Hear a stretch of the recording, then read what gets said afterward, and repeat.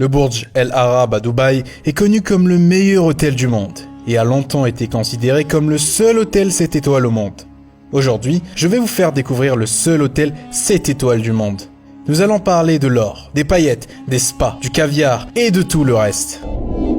Le Burj Al Arab existe depuis 1999. L'hôtel lui-même a été commandé par le cheikh de Dubaï, le cheikh Mohammed bin Rashid Al Maktoum, et sa construction est estimée à 1 milliard de dollars. Alors pourquoi un cheikh dépenserait-il 1 milliard de dollars pour construire un hôtel de luxe? Principalement parce qu'il savait qu'il devait mettre Dubaï sur la carte pour autre chose que le pétrole. Une grande partie du règne d'Al Maktoum a consisté à diversifier l'économie et à faire de Dubaï une destination de luxe pour les millionnaires du monde entier. La construction de l'immeuble a commencé en 1994. Le nom se traduit directement par la tour arabe et c'est un nom assez littéral. La tour de l'hôtel s'élève à 920 pieds au-dessus de la ville.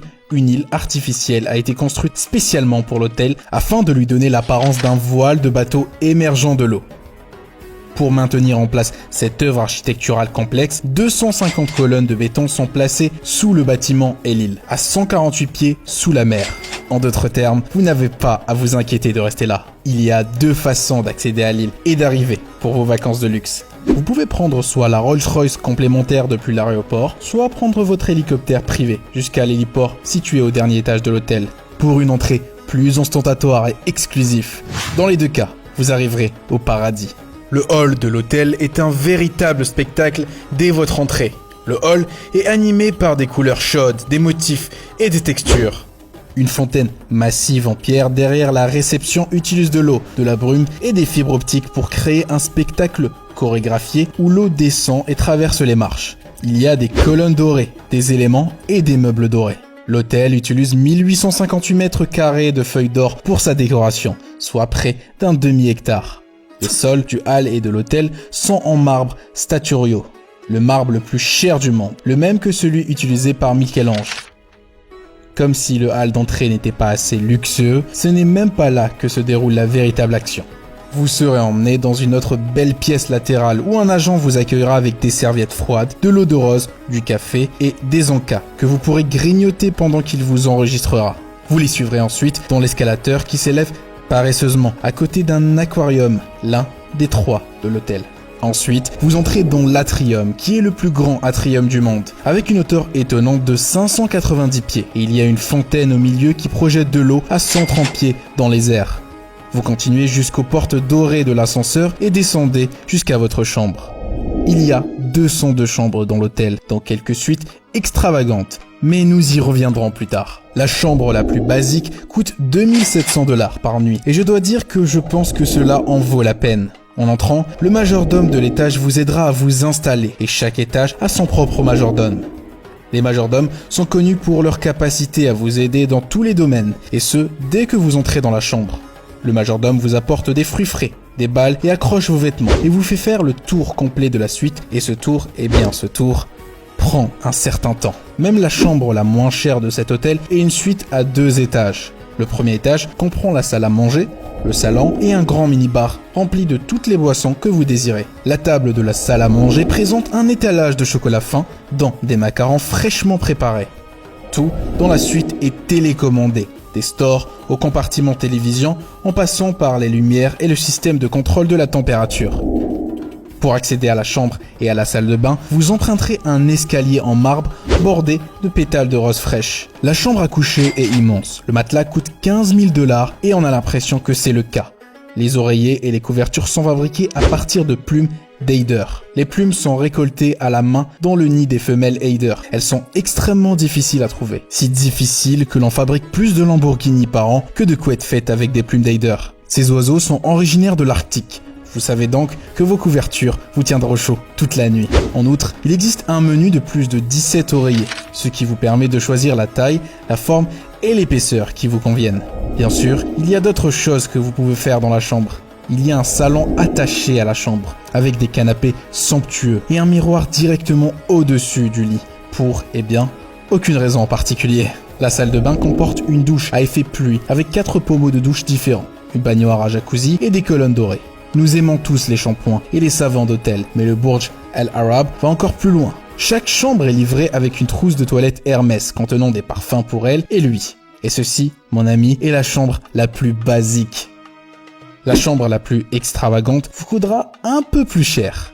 19 000 $ par nuit, pour être exact. La suite est composée de 2 chambres à coucher et des goulines d'or, de marbre et de couleur.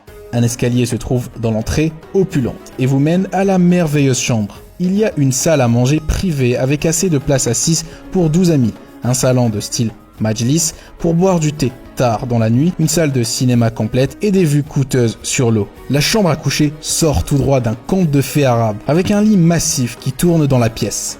Bien sûr, le mobilier n'est pas la seule chose merveilleuse de la suite la plus chère. La chambre est équipée d'un iPad en or 24 carats que vous pouvez utiliser pendant votre séjour, d'un ascenseur privé pour accéder à tous les étages et de votre propre majordome qui est disponible 24 heures sur 24. Si vous n'avez pas envie d'un service d'étage pendant votre séjour, ne vous inquiétez pas. Vous avez le choix entre 9 restaurants différents. 3 d'entre eux proposent des buffets, mais cela ne veut pas dire qu'ils sont bon marché.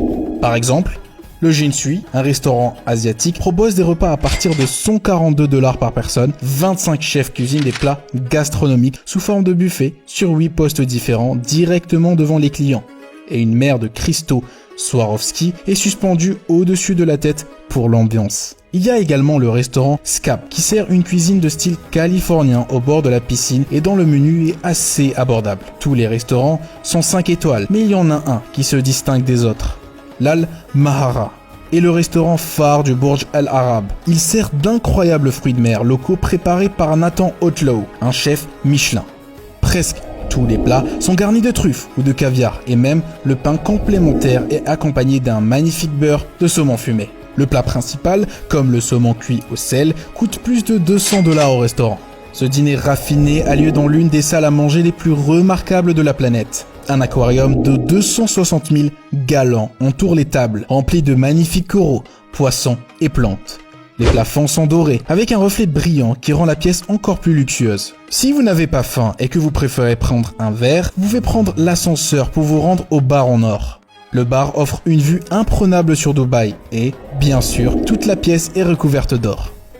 Des lustres et des cristaux pendent du plafond, comme si vous aviez besoin de quelque chose d'autre pour vous rappeler à quel point cette pièce est chère. L'hôtel dispose de plusieurs piscines, dont la plupart sont situées sur la terrasse, un espace de loisirs de 10 000 mètres carrés. L'une des piscines est entourée d'une plage, ce qui lui confère une véritable expérience de villégiature. La piscine se fond dans l'océan et l'horizon au-delà, offrant une expérience à couper le souffle. En outre, il y a 24 cabines et 8 cabines royales dignes d'un roi. Les cabines royales sont équipées de la climatisation, d'un bar complet et d'un menu de restaurant, d'un service de majordome bien sûr et de fruits frais. Et si vous préférez vous baigner à l'intérieur, le spa est l'option parfaite pour vous. La salle de sport et spa Thalys, située au 18e étage, dispose d'espaces séparés pour les hommes et les femmes. Il y a un sauna avec des fenêtres en verre qui donnent sur l'océan, une salle de massage, un bassin de plongée glacé et un hammam. La piscine à débordement est dotée de carreaux de mosaïque bleu et vert qui reflètent l'atmosphère relaxante. La piscine peut également être réservée pour une baignade romantique au clair de lune qui promet la totalité de la piscine pour vous et votre partenaire, avec des pétales de rose dans l'eau et du champagne et des fraises sur le côté. Il y a une infinité de choses à faire, à voir et à manger au Burj Al Arab. Si vous avez apprécié cette vidéo, n'oubliez pas de laisser un commentaire et de vous abonner.